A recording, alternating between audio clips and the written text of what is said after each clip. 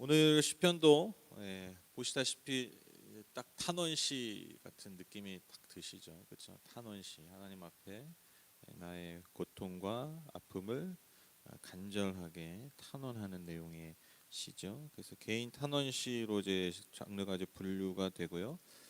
아울러서 이제 고대 교회로부터 역사적으로 이 시가 어떤 시로 불려왔냐면 참회시, 회개시로 불려왔습니다.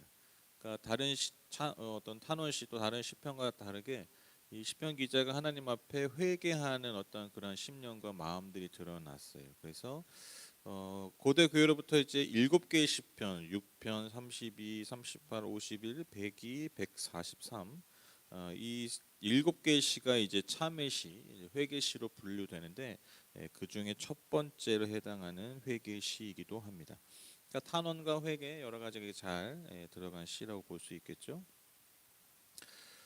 특별히 오늘 시편이 좀 두드러지는 것들이 뭐냐면 이 시편의 기자가 많은 학자들이 이제 얘기하는 게 뭐냐면 이 시편의 기도자가 처한 상황이 병중에 있는 것 같다라고 얘기해요. 병중, 그러니까 뭔가 아픈 거예요. 그러니까 2절에 보시면 나를 고쳐 주십시오라는 그런 간구가 있지 않습니까? 그러니까 뭔가 육체적인 뭐 정신적인 질병일 수도 있겠지만 어떤 육체적인 질병 가운데 있을 때 하나님 앞에 간구하고 탄원한 시가 바로 오늘의 시편입니다. 이처럼 개인적인 어떤 극한의 고통의 상황에서 기도자가요 하나님께 간절한 탄원으로 그의 기도를 시작하죠. 1절 3절 보시면 주님 분노하며 나를 책망하지 마십시오. 진노하며 나를 꾸짖지 마십시오. 주님 내 기력이 쇠하였으니 내게 은혜를 베풀어 주십시오. 내 뼈가 마디마다 떨립니다. 주님 나를 고쳐 주십시오. 내 마음은 걷잡을 수 없이 떨립니다. 주님께서는 언제까지 지체하시렵니까? 여러분 뭐 지금도 뭐 그렇지만 우리가 뭔가 병에 걸려 그러면 내가 뭐 잘못했나 뭐 내가 뭐 어떤 죄를 지었나 특히 뭐 이제 신앙인들이나 뭐 신앙이 아니어도 뭐 이제 내가 그런 어떤 삶을 돌이켜 보고 어떤 신의 절대자에 대한 어떤 심판과 저주로 생각하는 경우가 있지 않습니까? 여러분 하물며 고대 사회에서 어땠겠습니까? 고대 사회에서 여러분 질병은요 정말 뭐 두말할 것도 없이 신의 저주이자 신하의 심판으로 여겨진 것이죠. 그러니까 지금 기도자도요 자신이 처한 이 병중의 상황을 하나님의 책망과 하나님의 진노로 표현하면서 그것을 나에게 거둬달라고 예하고 탄원하고 있으니까 하나님의 진노와 하나님의 책망을 나에게서 거두어 주십시오. 근데 여러분 이것이 뭐 하나님 질병이 하나님의 심판이다 이것을 증명한다라기보다 즉 하나님 앞에서 그 간절한 마음을 정직하게 토로하는 고백이라고 할 수 있다는 것이죠. 그러니까 단지 질병에 대한 두려움만이 아니라 이 질병을 통해서 지금 내가 하나님과의 관계가 단절되어 있기 때문에 그 단절의 증거가 뭐예요? 그게 하나님의 진노와 하나님의 책망으로 나타난 그 자신의 질병이라는 것이죠. 그래서 그것을 경외하고 두려워하는 마음으로 하나님 앞에 이 심판을 거두어 달라라고 간구하고 있는 것이죠. 기도자의 기력이 쇠하고 뼈가 마디마다 떨리고 내 마음이 걷잡을 수 없이 떨린다라는 고백은요 그의 몸과 마음이 지금 현재 매우 고통스럽고 매우 수척해진 상황임을 잘 표현하고 있는 것이죠. 그러니까 여러분 몸이 아프면 마음도 아프잖아요, 그렇죠? 또 마음도 계속 아프면 몸도 아파요. 그러니까 몸과 마음이 따로 아프지 않아요. 뭐 시간차를 두고 아프지도 않아요. 항상 같이 유기적으로. 왜냐면 우리는 전인격적으로 소통하고 있기 때문에 여러분 우리가 뭐 마음이 아프든 정신이 아프든 육체가 아프든 결국 온 전인격이 다 아픈 거죠. 그러니까 이런 몸과 마음이 다 이 떨림을, 이 두려움을, 이 아픔을 걷잡을 수 없이 감내하고 있는 어떤 그런 자신의 상황을 지금 이렇게 표현하고 있는 것이죠. 그래서 주님께서 자신을 고쳐달라고, 주님께서 자신을 좀 고쳐달라고 그렇게 간구하고 있는 것입니다. 그런데 아마도 이러한 질병의 상황이 상당히 오랜 기간 지속된 것 같아요. 왜냐하면 여러분 3절 하반에 보시면 주님께서는 언제까지 지체하시렵니까? 그러니까 하나님 언제까지 침묵하실 겁니까? 언제까지 나에게 이러한 질병을 계속해서 허락하실 겁니까? 라고 정말 간구하고 즉 더 이상 버티기 힘든 그런 간절한 탄원이 하나님께 올려지고 있습니다. 이어서 기도자는 계속해서 간구합니다. 4절 5절 보시면 돌아와 주십시오. 주님 내 생명을 건져 주십시오. 주님의 자비로우심으로 나를 구원하여 주십시오.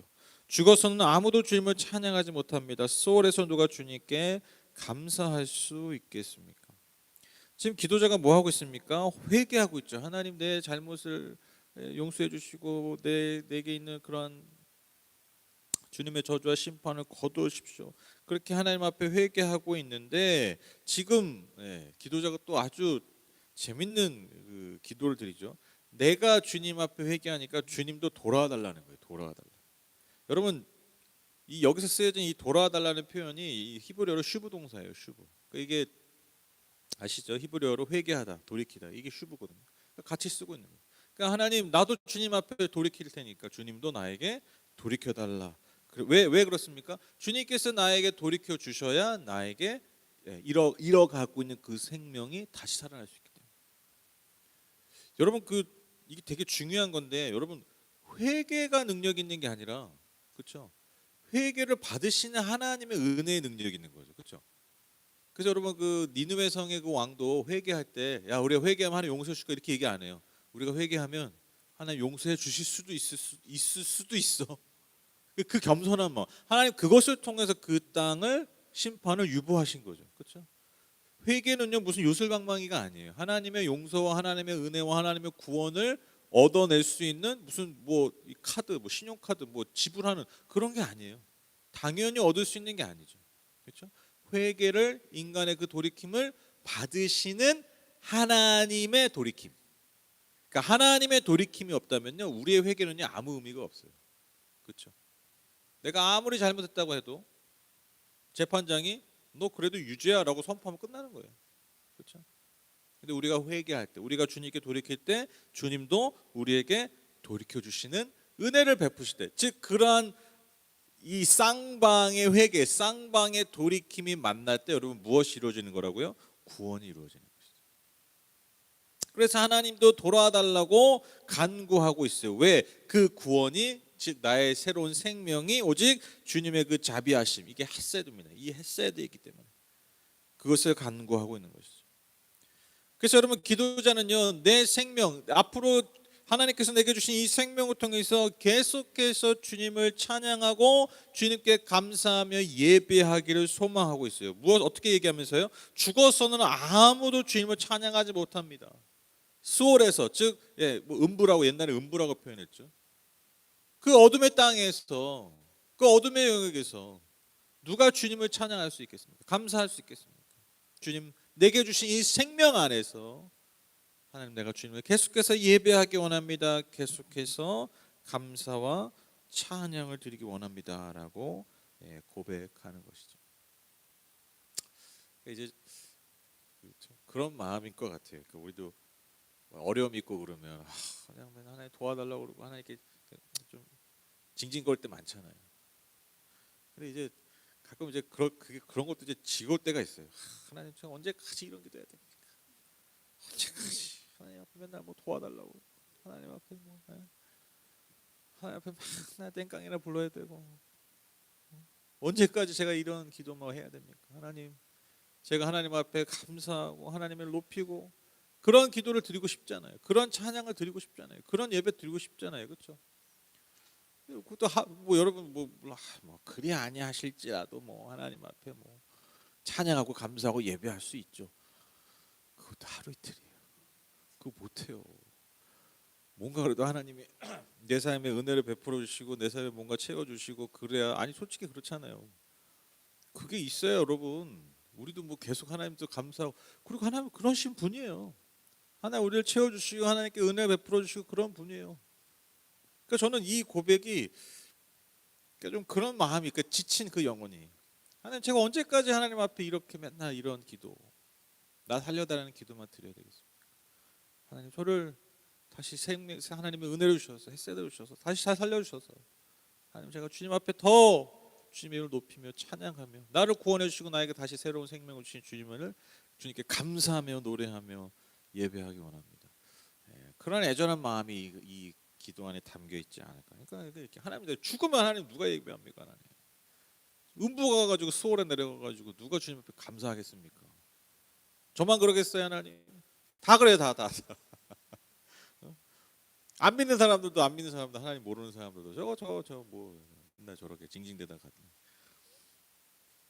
하나님 당신을 향한 예배를 위해서라도 하나님 저를 다시 새롭게 살려주십시오. 그렇게 기도하는 것이죠. 여러분 이게 잘못된 기도입니까?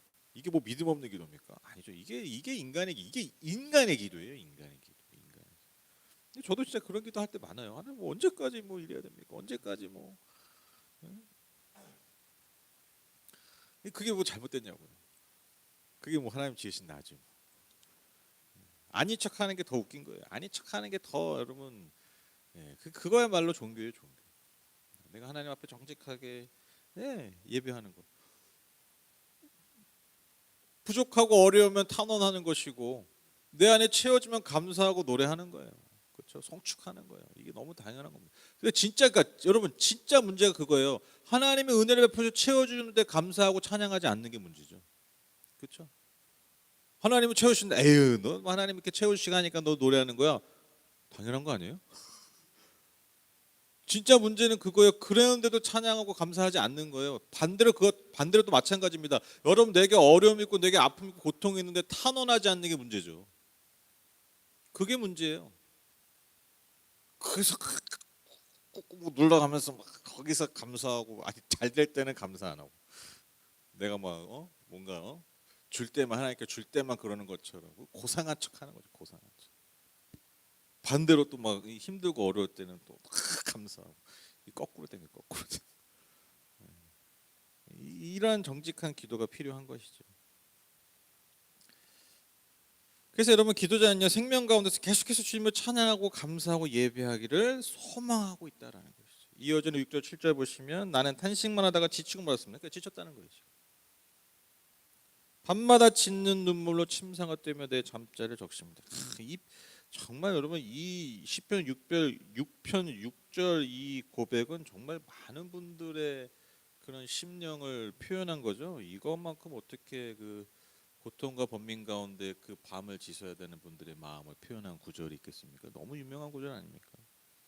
사무친 우라로 내 눈은 시력까지 흐려지고 대적들 등살이 하도 울어서 눈이 침침합니다. 여러분 너무 많이 울면 눈이 나빠지잖아요. 그렇죠? 건조해지고. 그러니까 너무너무 탄식하고 울다 보니까 시력까지 나빠지는, 눈이 어두워지는. 그러니까 이 지금 시편 기자가 6절 7절을 통해서 그 자신의 삶의 어떤 현실을 처절하게 고백하고 있는 것이죠. 그러니까 내 삶이 이렇게 처절하게 될 때까지 하나님 왜 기다리고만 계십니까? 왜 방치하고 계십니까? 하나님 대체 무엇 하고 계십니까? 하나님 당신 능력이 있으십니까? 당신 과연 선하십니까? 라는 여러분 지금 어떻게 보면 그 뒷면에 그 이면에 이러한 하나님을 향한 어떤 원망도 있는 거죠. 하나님을 향한 어떤 그 간절함 안에서도 하나님 언제까지 나의 삶을 이렇게 방침하실 겁니까? 그런 처절한 현실을 고백하면서 하나님 앞에 나아가고 있습니다. 그런데 여러분 이 탄원시 항상 백미는 뭡니까? 이 처절한 탄원 뒤에 그럼에도 불구하고 하나님을 향한 신뢰의 고백. 내 이 탄원과 이 기도에 응답하시는 하나님에 대한 신뢰의 고백이 이어지는 것이죠. 8절 9절 보시면 악한 일을 하는 자들아 모두 다 내게서 물러가거라. 주님께서 내 울부짖는 소리를 들어오셨다. 주님께서 내 탄원을 들어오셨다. 주님께서 내 기도를 받아주셨다. 그러니까 이 악한 자들 누굽니까? 그러니까 이 두 가지가 가능해요. 이 약한 자들 때문에 아파진 거예요. 근데 또 아프니까 악한 자들 생기죠. 그러니까 아프니까 고통스러운데 거기다 대고 이제 손가락 자르고 저주라고 조롱하는 사람들. 그렇죠? 그러니까 다 가능하겠죠. 그러니까 나의 이 아픔과 고통을 방관하고 오히려 조롱하고 더 나를 내 마음을 내 영혼을 더 지옥으로 만드는 그러한 대적들이라는 것이죠. 그 대적들에게 그 악한 일을 하는 자들에게 뭐라고 얘기합니까? 하나님께서 나의 기도에 반드시 응답하실 거야. 너희는 나를 물러가거라. 주님께서 내 울부짖는 이 탄원, 이 기도를 들어주신다. 그 대적들을 향해서 담대하게 선포하고 있는 거예요. 내 상황을 보면서 계속해서 저주하고 있고 조롱하는 그 대적자들에게 오히려 반대로 그 저주에 내가 함몰되고 그 저주를 내가 인정하는 게 아니라 그 안에서 뭘 고백하는 거예요? 하나님의 응답을 선포하고 있는 거예요. 담대한 믿음 아닙니까? 10절 보시면 내 원수가 모두 수치를 당하고 벌벌 떠는구나 낙담하며 황급히 물러가는 거예요. 이게 재밌는 게 뭐냐면 여러분 앞선 2절 3절에 보면요, 그게 탄원에 뭐라고 얘기하냐면 내 뼈가 마디마다 떨린다 그러잖아요, 그렇죠? 내 마음이 떨린다 그러잖아요, 그렇죠? 근데 이제 누가 떠는 거예요? 내 원수들이 떠는 거예요. 야, 내가 지금 지금까지 떨었는데 기다려, 이제 니들이 떨 거야. 통쾌한 기도 선포 아닙니까, 그렇죠? 내 마음이 지금 현재는 내 몸과 마음이 떨고 있지만 반드시 하나님 응답하셔서 이제 너희들이 벌벌 떨게 될 거예요. 여기서 물론 이제 원수는요, 뭐 사람이기도 하나, 사람도 1차적으로 사람이겠죠. 그 다음에 어떤 질병일 수도 있고요, 또 어떤 상황일 수도 있습니다. 이게 다 적용 가능합니다, 그렇죠? 그게 다 복합적인 거예요, 그렇죠? 즉 결국 벌벌 떨었던, 내가 사람 때문이든 질병 때문이든 상황 때문이든 내가 벌벌 떨었지만 이게 내 현실이에요. 이거는 내가 벗어날 수 없어요. 이거 나는 인간이기 때문에. 내가 하나님을 믿든 하나님을 수십 년을 믿든 뭐 하나님께 뭐 엄청난 뭐 하나님과 함께 무슨 엄청난 일을 했든 상관없이 지금 내 현재 닥친 이 고난, 이 원수, 이 상황 때문에, 이 질병 때문에 나는 벌벌 떨고 있어요. 이게 내 현실이에요. 그러나 여러분 기도자가 믿는 게 뭐예요? 끝까지 붙드는 게 뭐예요? 하나님 반드시 이것을 응답하실 것이다. 내 기도에 응답하셔서 저 원수들이 결국엔 떨게 하실 것이다. 이 믿음을 선포하며 이 기도를 마무리하고 있습니다.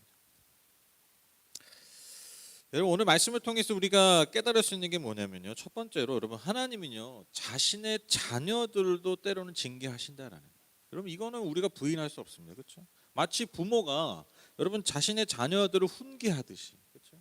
훈계하듯이 역설적으로 이게 어떻게 보면 참 부모의 표지이기도 하고요, 그 부모에게 있어서 그 자녀가 나의 참 자녀임의 징표가 뭐예요? 그게 징계예요. 아유, 하나님은 사랑이시고 하나님 너무너무 좋으신 분이고 하나님은 뭐 인자와 자비가 영원히 풍성하신 분이시니까 뭐 나한테 징계가 없다. 아니에요. 하나님 분명히 징계하세요. 때 우리를 가르치신다라는 것이죠. 히브리서 12장 6절 11절이 이거를 너무너무 잘 표현하고 있어요. 여러분 보시면 주님께서는 사랑하시는 사람을 징계하시고 받아들이시는 아들마다 찍찍질하신다. 징계를 받을 때 참아내십시오. 하나님께서는 자녀에게 대하시듯이 여러분에게 대하십니다. 아버지가 징계하지 않는 자녀가 어디 있겠습니까? 모든 자녀가 받은 징계를 여러분이 받지 않는다고 하면 여러분은 사생아이지 참 자녀가 아닙니다. 우리가 육신의 아버지도 훈육자로 모시고 공경하거든 하물며 영들의 아버지께 복종하고 살아야 한다는 것은 더욱더 당연한 일이 아니겠습니까? 육신의 아버지는 잠시 동안 자기들의 생각대로 우리를 징계하였지만 하나님께서는 우리를 자기의 거룩하심에 참여하게 하시려고 우리에게 유익이 되도록 징계하십니다. 무릇 징계는 어떤 것이든지 그 당시에는 즐거움이 아니라 괴로움으로 여겨지지만 나중에는 이것으로 훈련받은 사람들에게 정의의 평화로운 열매를 맺게 합니다. 아멘. 10절에 보시면 뭐라고 얘기합니까? 이 징계의 이유가 뭐라고요? 거룩함. 하나님을 닮은 그 거룩함을 회복하고, 또 우리에게 결국엔 무엇을 주기 위해서요? 유익을 주기 위해서. 그러니까 여러분 우리도 그 뭐 자녀들을 혼낼 때 왜 혼냅니까? 잘 들으니까 쉽게 얘기하면 사람답게 살라고 혼내잖아요, 그렇죠? 저도 아이들한테 엄청 혼낼 때 있거든요. 그 엄청 혼내는 항상 포인트가 뭐냐면 쉽게 얘기하면 사람답게 행동하지 않을 때 항상 그걸 강조해요. 그러니까 사람으로서, 인간으로서 이 땅의 공동체와 사람과 살아야 되는데 그 사람과의 기본적인 관계에서 하면 안 되는 것, 그러니까 그것이 습관이 되면 안 되는 것들이 있잖아요. 내재화되면 안 되는 것들이 있잖아요. 그런 것들에 있어서 굉장히 진짜 혼내요. 정말 막 눈에서 눈물이 픽 나올 정도로 진짜 혼내거든요, 엄하게. 그런 부분에 있어서. 다른 거야 뭐 그냥 뭐 싫은 소리 하고 뭐 이 정도겠지만 제가 정말 엄하게 혼내는 부분이 딱 그 부분이에요. 애들도 알아요. 나중에 그런 얘기를 하더라고요. 그러니까 처음에 좀 무섭기도 하고 기분이 나쁠 수도 있지만 그걸 이렇게 막 상처를 받아들이지 않더라고요. 물론 당신이 힘들죠. 당신은 기분 나쁘지. 당신은 막 두렵지, 그렇죠? 뭐 얼마 전에 서아도 제가 혼내니까 소아는 혼내고 제가 달래주니까 계속 삐져 있길래 왜 그러냐니까 저기 아빠는 화내지 말래요. 너 잘못해서 혼내지만 혼내지 말래. 아빠 평생 혼내지만 혼내지 말래. 그게 좀그 소아가 그러네. 영민이는 뭐 그러든 말든 또 뭐 혼나지 뭐 약간 이런 느낌이라면 걔는 소아는 뭐 혼내지 말래. 야, 재밌어요. 같은 뱃속에 나왔는데 그렇게 달라. 예. 어쨌든 아니 사람답게 살려면 그렇게 해야 되잖아요. 마찬가지죠. 우리가 그 거룩함을 회복한다는 게 뭐냐면 무슨 도덕적 완전 이게 아니에요. 우리가 하나님과 영원히 교제하기 위해서 우리 기본적으로 필요한 게 뭐냐면 하나님의 거룩하심이에요. 하나님의 그 구별되면 우리가 닮아가야 되는 거거든요. 그걸 계속해서 우리가 잃어버리고 있다면, 그 하나님의 형상 우리가 알게 모르게 계속해서 잃어버리고 있다면, 여러분 어떻게 해요? 하나님이 어떻게 해요? 냅둬요? 다시 인간의 형상으로, 그 짐승의 형상으로 돌아가게 냅둡니까? 아니죠. 그 거룩함을 회복하기 위해서. 결국 우리의 유익을 위해서, 우리의 성장을 위해서, 우리의 성숙을 위해서 하나님께서 우리에게 고통을 때로는 주신다는, 이게 참 너무 역설적이지만, 그리고 너무 사실 부인하고 싶지만, 그건 사실 우리의 삶에서 늘 경험하고 있는 것이죠. 그러니까 저도 요즘 뭐 강아지를 제가 키우고 있지만 뭐 걔도 뭐 어쨌든 혼내요. 뭐 한번 이상한 짓 해요. 애가 다 뒤집어 까고 막 뜯고 지가 싼 똥 막 먹고 막 엄청 막 처음에 달래기도 하고 뭐 하다가 어쨌든 막 되게 혼낸단 말이야. 그러니까 내가 가끔 그런 생각, 내가 얘랑 뭐 하고 있는지 내가 내가 이 짐승과 내가 뭐 하고 있을까? 내가 뭐하러 얘를 혼내고 그럴까? 왜 혼내는 줄 아세요? 같이 계속 살고 싶어서 그런 거예요. 걔가 나랑 공존하려면요, 기본적인 그 인간의 그 상황, 현상, 그 형상을 좀 닮은 게 있어야 돼. 그렇죠? 그 인간의 기본 형상이 뭡니까? 자기가 싼 똥은 먹지 않아요.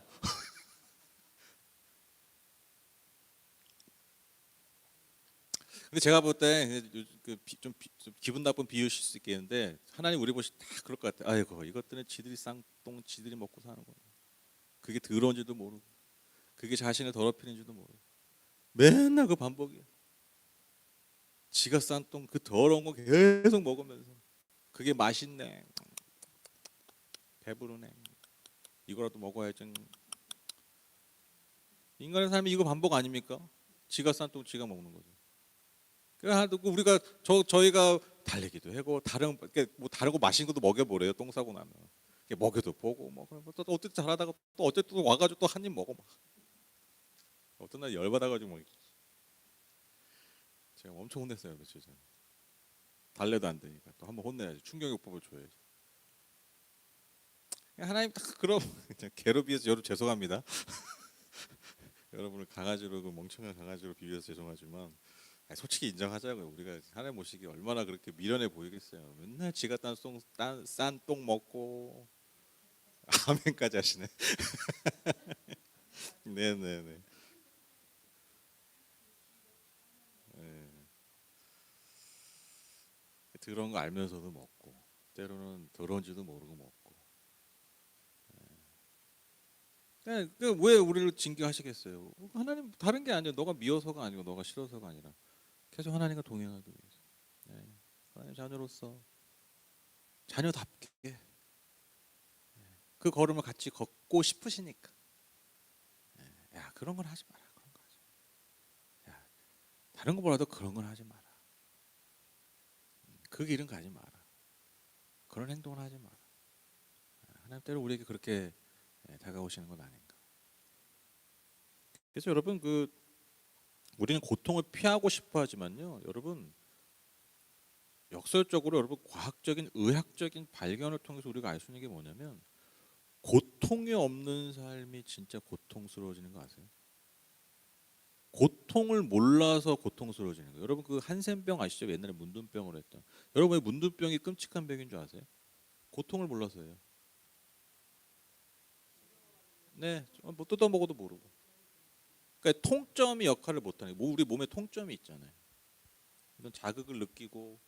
그러니까 여러분 우리가요, 여러분 우리가 지금 그냥 이렇게 사는 게 왜 이렇게 살 수 있냐면 우리가 이렇게 대부분의 시간을 별로 안 아프고 별로 우리 대부분의 시간이 상처 없이 사는 게 뭐냐면 그 상처받은 아픔을 알기 때문에 우리가 상처가 아니에요.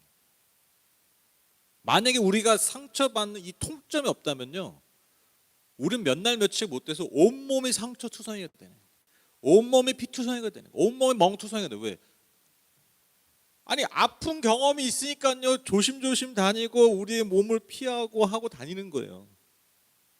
강도를 조절하는 거예요. 뭘 할 때, 만질 때, 스쳐갈 때, 뛸 때, 걸을 때 그 강도, 그 속도, 그 터치, 그 모든 걸 우리가 알게 모르게 조절하는. 근데 그 조절하게 되는 그 힘이 어디서 나왔냐면 그게 고통이에요.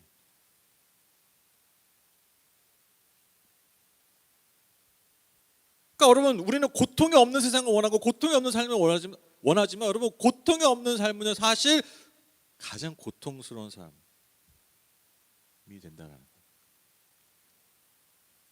그래서 여러분 통점이 우리 안에 통점이 제대로 작동해야 우리의 삶이 역설적으로 안전해지고요, 역설적으로 건강해질 수 있어요. 하나님이 때로는 우리의 통점을 만지시는 이유가 저는 여기에 있다고 믿습니다. 아 근데 진짜 그래요. 야, 저도 막 그런 생각 때 많아요. 야, 다 잘 돼봐라. 다 잘해봐라. 제가 지금 여기에 있겠습니까? 제가 지금 여기에 있겠습니까? 네? 없어요. 절대 없어요. 절대 없어요. 절대 없어요. 인간으로서 하나님 앞에 그 경외함을 잃을 때 우리의 삶은요, 예, 오히려 영원한 고통으로 들어갈 수밖에 없습니다. 그래서 여러분 때로는 하나님 우리를 징계하시는 것, 그것이 은혜입니다. 그래서 여러분 하나님의 또 두 번째 메시지가 뭐냐면 하나님의 징계가요 당연히 아픕니다. 당연히 고통스럽습니다. 이것도 우리가 그냥 인정하셔야 돼요. 뭐 이걸 뭐 포장 저는 이게 뭐 이런 걸 막 포장을 안 했으면 좋겠어요. 여러분 히브리서 오늘 12절 11절에도 얘기하잖아요. 그 당시에는 즐거움이 아니라 괴로움을 여기지만 그 당시에는 즐거움이 아니죠. 여러분 고통 가운데 지금 고통의 현장, 고통의 순간 가운데 과정 가운데인데 여러분 그 순간에 누가 여러분 노래할 수 있겠어요? 누가 여러분 감사했겠어요? 그 정상 아니라니까요. 이 히브리서 이 기자도 믿음의 권면하면서 이렇게 얘기하잖아요. 그 당시에는 즐거움이 아니라 괴로움을 여겨지지만 이게 뭐예요? 자기도 경험하는 거죠. 자기도 아는 거죠. 이 히브리서 기자는 지금 누군지 정확히 몰라요. 학자들도 누군지 특정을 못해요. 뭐 바울이라는 사람들인데 바울이 아닐 것이 많아요. 근데 어쨌든 뭐 누군지 모르지만 어쨌든 이 히브리서 기자도 교회 지도자인데, 초대교회 지도자인데 그 모든 과정을 통과하면서 아는 거죠. 아는 거죠. 근데 또 아는 게 뭡니까? 비록 고통스럽지만 그 과정을 통해서 하나님 우리를 거룩하게 하시고 유익을 주신다는. 근데 인정하는 게 뭐예요? 여러분 하나님의 징계도 아픕니다. 고통스럽습니다. 오늘 시편 기자도 여러분 그 아픔과 고통을 처절하게 고백하지 않습니까? 그렇죠? 그래서 여러분 고통의 시간 고통의 시간에 여러분 그 아픔과 고통을 여러분 우리가 당연히 고백해야 되는 거예요. 그러니까 이게 절대로 나쁜 게 아니에요. 나쁜 게 아니에요. 이 얘기를 하고 싶은 거예요, 저는. 그게 뭐 믿음 없는 게 아니에요. 그게 무슨 우리가 뭐 이렇게 약간 그거 트라우마가 있어요. 어떤 트라우마냐면 그 광야 이스라엘 백성의 트라우마. 이게 잘못 인식된 거죠. 아 이스라엘 백성을 왜 망했느냐? 조금 힘들 때 불평해서 혼나서 그게 아니잖아요. 우리가 여러분 출애굽기 민수기 보시면 아실 거예요. 여러분 그게 단지 불평해서가 아니라 그 불평에는 항상 뭐가 있었습니까? 하나님을 향한 불신이 있었어요. 내가 다시 돌아갈래. 아유 하나님 왜 구원하셔가지고 왜 우리를 살려가지고 이건 진짜 혼나야죠. 그냥 하나 힘들어요. 오늘 뭐 당신의 아버지가 맞아요. 막 이런. 이걸 혼나야지. 근데 여러분 시편 기자들은 오히려 더 불평해. 막. 하나님을 더 탄원해. 근데 뭐 그 탄원이 무엇을 바탕으로 한 거냐는 거죠. 하나님을 향한 믿음, 신뢰. 이스라엘 백성들의 여러분 불평과 탄원은 뭐에 바탕으로 둔 거예요? 하나님을 향한 불신. 그래서 결국 그 탄원을 통해서 하나님께 돌아가길 원하는 게 아니라 오히려 그 불평을 통해서 이집트로 돌아가길 원했죠. 이 엄청난 차이예요. 이게 뭐 같은 불평이 아니에요, 여러분. 그래서 여러분 말씀드립니다. 다시 말씀드립니다. 여러분 고통의 시간에는요, 고통을 표현하세요. 이게 당연한 겁니다. 하나님 나 징계하시잖아요. 왜 이렇게 징계를 해가지고 왜 이렇게 나를 힘들게 해? 아프다면 아프다고 하세요. 그러니까 이제 정상적인 기도를 드리셔야 돼요. 정상적인 기도, 정상적인 기도. 그러니까 여러분 그 저도 이제 자녀를 키워보지만 그럴 때가 있잖아요. 자녀들이 아픈 척할 때 있잖아요. 아픈 척할 때. 별로 안 아픈데 아픈 척해요. 그렇죠? 이게 한두 번 이렇게 봐주다가 또 어떨 때는 막 그것 때문에 또 혼나요. 그렇죠? 이게 아픈 척하는 게 문제입니다. 근데 여러분 더 문제가 뭔지 아세요? 아픈데 안 아픈 척하는 거. 이게 사실 더 문제예요. 아픈데 안 아픈 척해. 아픈데 자신의 아픔을 숨겨. 나중에 더 큰 질병이 생길 수도 있고요. 그렇죠? 그리고 그 자체가 그 마음에 사실 건강하지 못한 그 내면이 사실 드러나는 거죠. 아니 내 부모한테 여러분 내가 아픈 걸 표현하지 못해. 이게 정상입니까? 절대 정상 아니에요. 그냥 하나님 앞에 맨날 그냥 징징거리고 여러분 뭐 부모 앞에 자녀가 예? 안 아프도 아픈 척하는 것도 문제지만 더 진짜 심각한 문제는 아픈데도 안 아픈 척하는 거예요.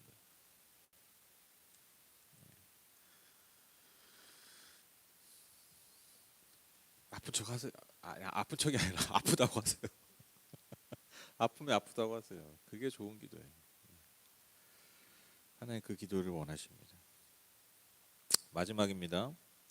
오늘 이 시편을 통해서 하나님도 회개하세요라는 이 담대함의 기도가 오늘 저는 너무너무 인상적이었어요. 여러분 기도자가 4절에서 뭐라고 얘기한다고요? 하나님께 돌아와 주십시오라고 간청하죠. 이게 회개와 같은 슈브, 히브리어 슈브 동사입니다. 회개와 같은 단어예요.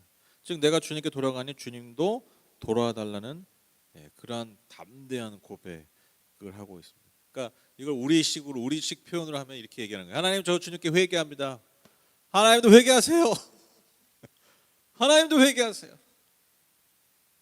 나 이렇게 방치하신 하나님 빨리 회개하세요. 내 아픔을 이렇게 놔두신 하나님 빨리 회개하세요. 나도 회개할 테니까 하나님 회개하세요. 여러분 관계의 핵심이 뭡니까? 상호 반응 아닙니까? 상호 반응. 그렇죠? 여러분 관계는요. 그러니까 좋은 관계는 절대로 일방통행이 아니에요. 그렇죠? 하나님 제가 다시 주님께 반응합니다. 하나님 주님 저에게 반응해 주세요. 하나님 저도 주님 앞에 그 거룩하심에 돌아갑니다. 하나님도 인간인 나의 마음을 좀 살펴주세요. 인간인 내가 하나님 앞에 이르려고 하니까 가랭이가 찢어지겠지만 내가 하나님의 거룩하심에 이르기 위해서 내가 돌이킵니다. 하나님 그러니까요. 하나님도 그 거룩하심을 잠깐만 내려놓고 인간인 내 입장 좀 생각해 주세요. 하나님도 좀 돌이켜 주세요. 돌아봐 주세요. 이렇게 기도하는 거예요. 너무 담대한 기도 아닙니까?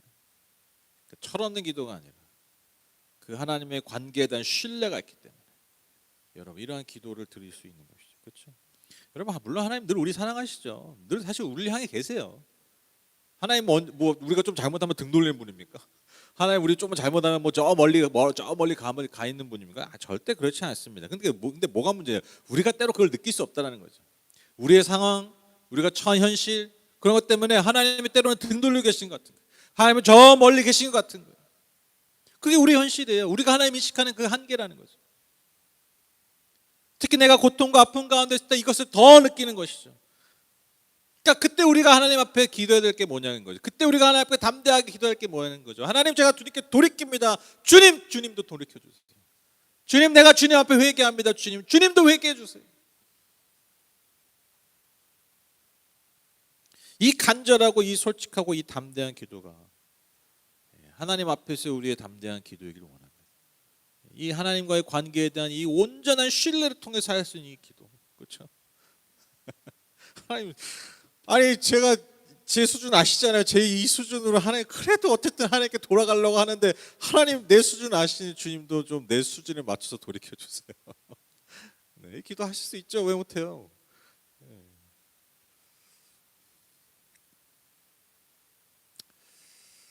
그래서 여러분 이 담대한 기도가요. 이 솔직한 기도들이요. 지금 내가 떨고 있지만 지금 내 마음과 영혼은 떨고 있지만 내 육체는 떨고 있지만 결국엔 내 원수들을 떨게 만드는 기도가 될 줄 믿습니다. 지금 떨고 있는 분이 계시다면 여러분 담대한 이 기도를 드리십시오. 이 정직하고 솔직한 기도를 주님 앞에 드리십시오. 그래서 결국에는 떨던 나의 영혼이 반석처럼 흔들리지 않는 영혼이 되고 나를 조롱했던 나를 억눌렀던 원수들을 떨게 만든 그런 하나님의 자녀들 다 되시기를 주님의 이름으로 축복합니다.